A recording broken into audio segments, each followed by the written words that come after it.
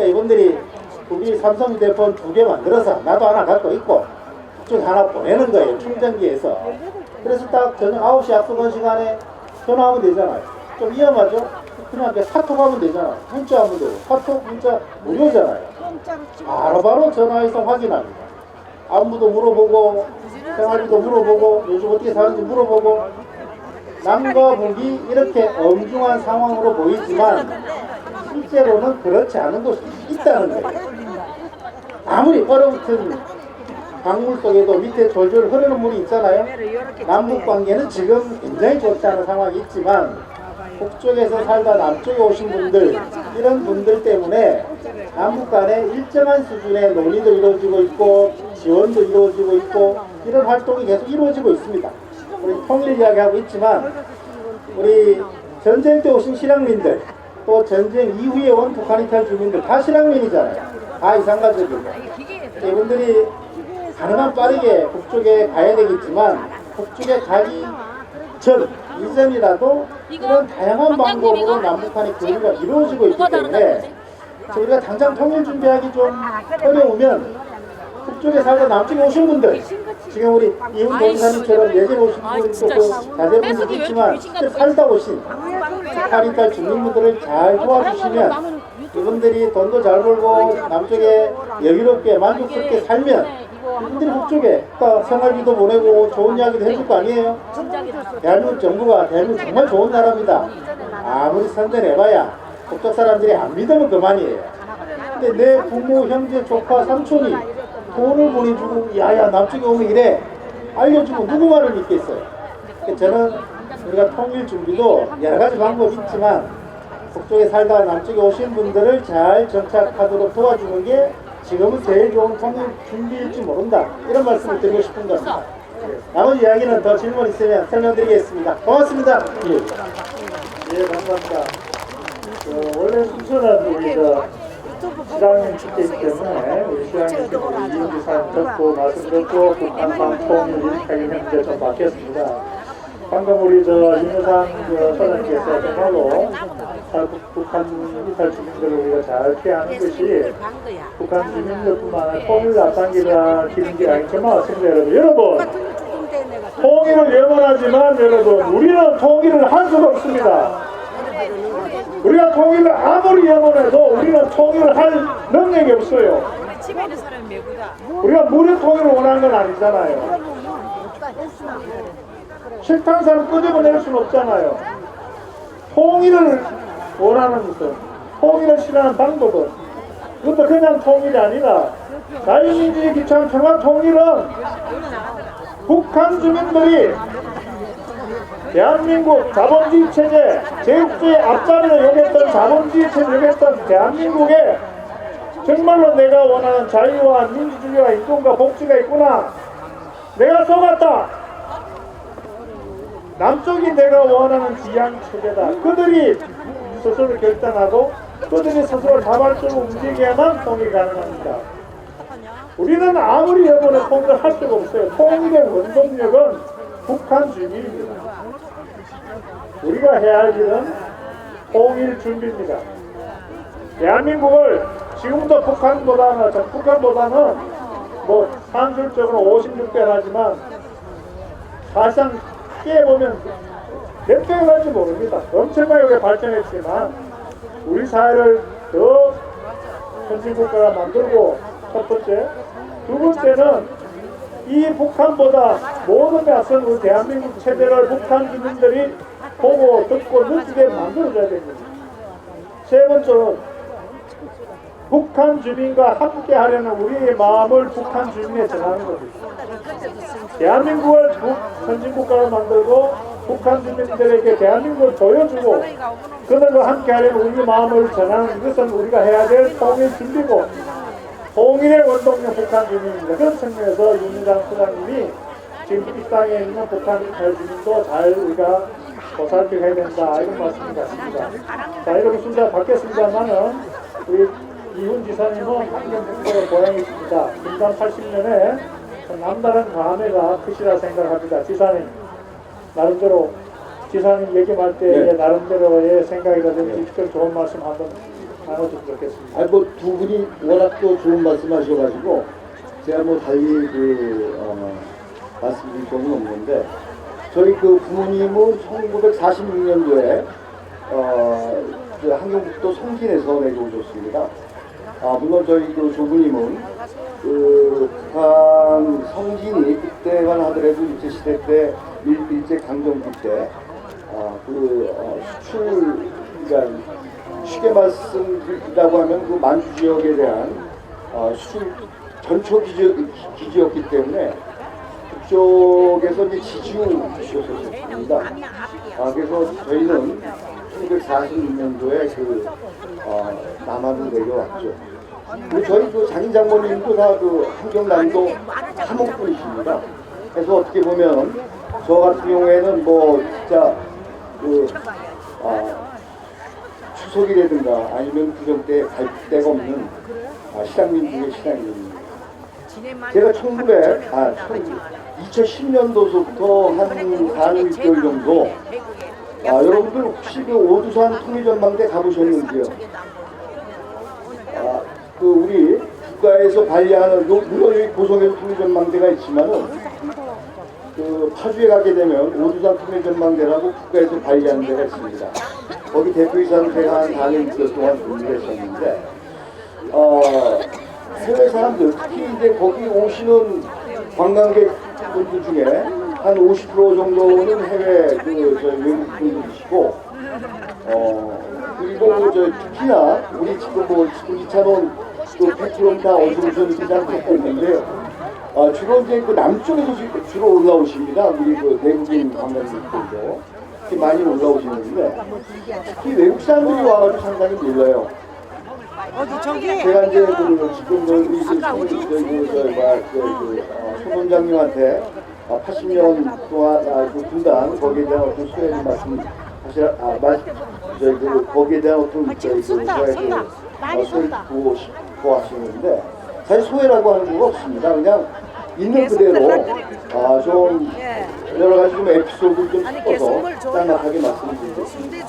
그분들이 와서 상당히 놀라는 것 중에 하나가 서울 중심부에서 자유를 타고서 올라오는데 한 30분 정도만 오면 어떻게 북쪽이냐라고 하는 실제로 북쪽이 맞냐라고 상당히 의구심을 가져요. 그러니까 저희들도 역시 마찬가지로 우리가 사실 지금 분단 80년이 됐고 어떻게 보면 앞으로 이제 한 20년 정도만 지나게 되면 저희가 이제 분단 100년이 오는데 우리 남한 국민들, 특히 대한민국에 사는 우리 국민들이 어떻게 생각을 하면 이 분단에 대한 그런 그 부분들이 이제 내재화되어 있는 것 같은 느낌이 들어요. 그래서 특히 외국인들이 더욱더 크게 놀라는 것 중에 하나가 아니 어떻게 북한이 바로 옆인데 어떻게 세계 6대 국가의 어떤 그 세계 6위의 그런 어떤 그 자본주의 국가가 될 수 있었느냐라고 하는 그 부분에 대해서 상당히 의심을 갖고 있습니다. 어떻게 보면 저희 그 시장민들이 좀 아까 그 윤여상 그 소장님께서도 이제 말씀하셨지만은 엄격하게 이야기를 하면 1945년 저희가 이제 분단 이후에 53년 저희가 휴전이 될 때까지 한 8년 동안에 내려오신 분들이 이제 주로 그 분들을 시장민이라고 합니다. 또한 그분들을 또 이산가족이라고 하는데 사실 어떻게 보면 시장민도 맞습니다만은 그 시장민이라고 하는 건 어떤 포괄적인 의미고 또 구체적으로 이야기한다고 하면 이산가족입니다. 영어로 이야기하자고 하면 separate family라고 하는데 결국 떨어져 있는 거거든요. 제가 2007년도서부터 쭉 유엔의 그 북한 인권과 더불어서 여러 가지 그런 부분을 유엔을 주로 한 10년 가까이를 제가 다녀봤고 또 여러 가지 포럼을 했었었는데 제가 이제 특히나 독일이나 아니면은 일본이라든가 우리 이야기하자고 하면 선진국에 계시는 그런 우리 특히나 이 자유민주주의라든가 이런 부분들에 대한 것들 연구하시는 분들을 많이 초청을 해서 저희가 이제 포럼을 갖게 되면 그때만 하더라도 지금 역시 마찬가지입니다만은 저희가 남북한에 있어서의 어떤 인적 교류가 없지 않습니까? 인적 교류가 없는 걸 아는 분들도 계시고 또 많은 분들이 인적 교류가 없는 걸 알면서도 인적 교류를 하고 있는 걸로 또 이렇게 생각을 하고요. 더군다나 우리가 서신교류라든가 저희가 이제 통화를 하지를 못한다는 거가 있다라고 하면 다들 놀래요. 아니 어떻게 지금 21세기에 어떻게 남북한이 지금 이 21세기에 어떻게 서신교류를 할 수가 없냐는 거에 대해서 상당히 커다란 놀라움과 더불어서의 어떤 의구심을 갖는데 방금 전에 우리 저희 송기웅 원장님이 말씀하신 대로 이것이 이제 북한 인권에 대한 부분이라고 저는 생각을 합니다. 물론 여기에는 저희 대한민국 정부의 잘못도 없지 않아 있기는 합니다만은 전적인 책임은 북한 정권에 있다고 생각을 합니다. 저희가 2023년도에 북한 인권 보고서가 윤석열 정부 때이지만은 2023년도 3월달에 북한 인권 보고가 됐습니다. 그래서 해외에 있는 아니면 외국 분들한테 특히 또 대한민국에 있는 또 북한 인권에 대해서 상당히 관심 있는 분들 아니면 우리 국민들한테 많이 알려지게 되는데 사실 저희들이 북한 김정은 정권을 이야기하면서도 저희들이 사실 잘 모릅니다. 북한 인권에 대한 부분들을.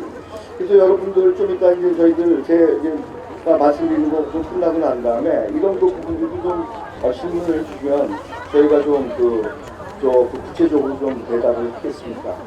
마지막으로 제가 또 한 가지 말씀드리고자 하는 것 중에 하나가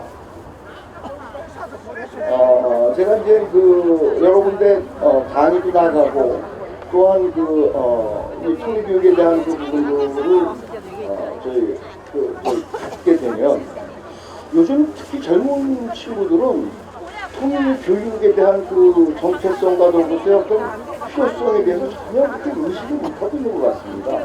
어떻게 보면 단적으로 이야기를 해서 저희가 지금 가지고 있는 어떤 통일에 대한 개괄적인 어떤 개념이 되든가 좀 구체적인 어떤 실제적인 부분들이 오히려 퇴화된 것 같은 듯한 느낌이 들어서 하나의 통일에서의 어떤 전초전에 있는 저희 같은 사람들한테도 무언가 책임이 있지 않나 이런 생각이 좀 해봅니다. 그리고 좀 구체적인 질문은 좀 이따 받도록 하겠습니다. 감사합니다. 예, 감사합니다. 여러분들의 질문을 기다리기 위해서 죄송한데 시간을 아껴주지 않습니다. 여러분 핸드폰 번호 보이시죠? 예, 김익태 교수님 혹시 질문? 예, 지금 계속해서 질문이 휴대폰 2144분, 9593분, 1033분, 2755번, 4212번 지금 제가 계속 문자를 지금 받고 있는데요. 먼저 지금 2144번 우리나라 통일을 위해서는 국제적인 협조도 필요할 텐데 우리나라는 이를 위해서 어떤 노력이나 조치를 취하고 있을까요? 국제적인 협조, 이 필요한 협조를 우리나라는 현재 어떻게 거기에 대해서 대응하고 있는지 그런 질문입니다. 제가 2012년도에 1천만 이상가족위원회라고 있습니다.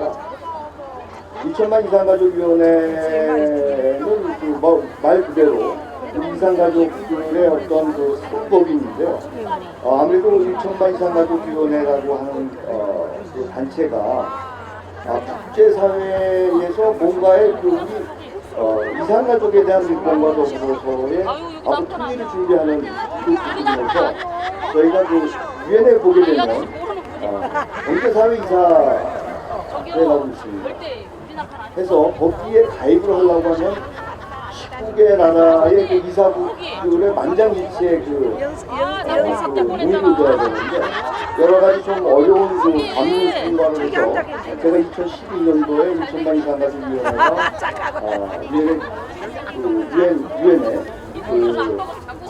경제사회 이사회에 가입을 했습니다. 근데 왜 그것이 중요하냐면은 경제사회이사회에 가입했다라는 것은 영사권을 부여받게 됩니다. 그래서 우리가 국제사회에서 정변치 없이 눈치 보지 않고 저희가 그 인권에 대한 1천만 이상 가족이면 1천만 이상 가족에 대한 그런 본질적인 인권에 대한 것들을 국제사회가 호소할 수가 있고 연대할 수가 있고 협력을 구할 수 있는 그런 한마디로 말씀드려서 그 연골고리를 만들었습니다. 그리고 지금도 계속해서 저희가 그쪽을 통해서 그쪽이랑 또 저희 북한의 인권에 대한 부분들도 저희가 요청을 하고 있고 또 그 부분에 대해서 국제사회에서 여러 가지 포럼을 통해서 또 어떤 부당함 같은 것들도 저희가 이야기를 하고 있습니다. 예, 제가 좀 보완을 하면 여러분 지금 아마 궁금하던 것이 지금 미국과 또 중국이 막 대결하고 있죠. 이 상황에서 우리가 어떻게 해야 되느냐 아마 이게 관심이 많을 겁니다. 아마 제가 듣기에는 질문 치기도 그런 것 같아요. 여러분 통일을 하려면은 미국과 소련이 미국과 러시아가 싸우는 가운데 남북한 통일이 되겠습니까? 안 되겠죠. 통일을 위해서는 우리 남북한 민족이 하나가 되어야 되지만 미국과 중국, 러시아 이런 주변 국가들이 지지하면 좋겠지만 지지는 못하면 최소한 자리는 붙잡지 말아야 안 되겠습니까? 그런 측면에서 내 국가 간 좋은 관계는 기본이지만 여러분 시기가 있는 겁니다. 우선 대한민국은 자유민주주의 국가입니다. 우리가 원하는 것은 자유민주주의 체제지요. 중국이 러시아가 자유민주주의 체제입니까?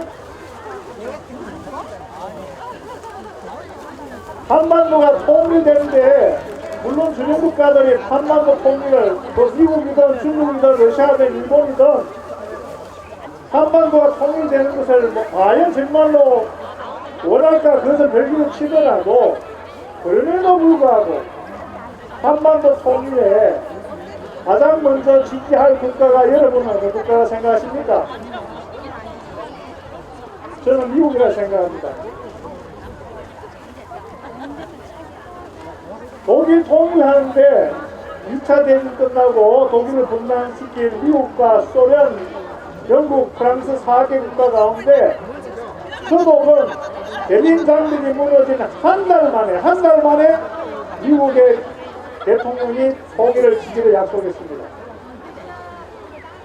그 싫다는 소련을 미국이 설득해서 소련의 고르바초프가 독일 통일을 인정했습니다.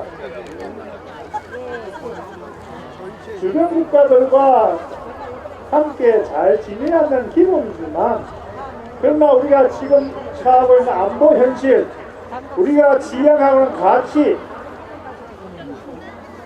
이 모든 것을 여러분 감안하면 국제사회는 냉정합니다 여러분. 양다리 걸치기 아닙니다 여러분. 확실하게 할 건 확실하게 됩니다. 저도 분단 40년 동안 냉전, 70년대 긴장 완화, 70, 80년대 신냉전 체제, 미국이 시킨 거랬어요. 미국이 시킨 거. 그런데 통일된 독일이 어떻게 된지 아세요? 2003년에 이라크전 터졌을 때 미국이 통일된 독일 참전을 요구했습니다. 독일 노했습니다. 그 우리 국가 얘기 아니다. 분단된 독일이 아닙니다. 제가 말씀드리고 싶은 것은 우리가 통일로 가는 그 순간까지 냉엄한 국제정세 속에서 우리 국가 성장과 안보와 우리의 가치 확실한 뒷배경이 있어야 된다는 이야기입니다. 그리고 우리가 만약에 통일된다는 독일처럼 가족권을 통일된다면 그때는 우리의 나름의 새로운 외교를 펼쳐야 되겠죠. 그런 측면에서 아까 질문하신 저분의 의견, 이 와중동에 경제는 중국과 가까이 되고 안보는 미국 가까이 되고 여러분 트럼프 대통령이 그래 너희들 통일돼가지고 안보 중국과 거리도 가까하니까 그래 너희들 중국 가까이 지내 내가 이해해줄게.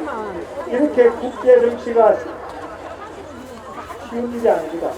그런 측면에서 지금 다시 말씀드리지만 우리의 국가 성장, 안보, 통일 이 정말 우리 해체해야 될 국가적 국민적 과제를 염두에 두고 현실적인 정책을 펼쳐야 된다는 것이 저희 생각입니다.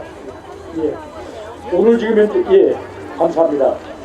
오늘 이렇게 우리 시민들께서 질문한 내용이 대단히 퀄리티가 높고 그래서 좀 제가 지금 질문을 받으면서도 이게 답변이 참 쉽지는 않겠다 그랬는데 혹시 2144분 손 한번 들어주시겠습니까? 박수 한번 보내드리려고요. 예, 감사합니다. 예, 아주 훌륭한 질문, 그래서 훌륭한 답변이 나왔던 것 같습니다. 또 지금 보니까, 제가 지금 이분 소개를 지금 바로 해야 될 것 같은데요. 9593분, 그리고 2755번이, 거의 좀, 앞에 우리 세 분이 답변했던 내용을 하나도 안 놓치고 정리를 해가지고 지금 질문을 했어요. 제가 질문을 온 내용을 그대로 좀 읽어드릴게요. 독일의 통일 비용과 사회 경제적 효과를 고려할 때 한반도 통일에 예상되는 이득이 뭐냐, 그러니까 편익이 뭐냐, 이걸 지금 이제 질문을 했거든요. 2755번 그리고 9593번은 한반도 통일 이후에 이익은 뭔가요? 이렇게 두 분이 거의 흡사한 질문을 했기 때문에 동시에 좀 질문을 드리겠습니다. 한반도 통일 이후에 편익 이런 부분입니다. 어느 분이 답변하세요?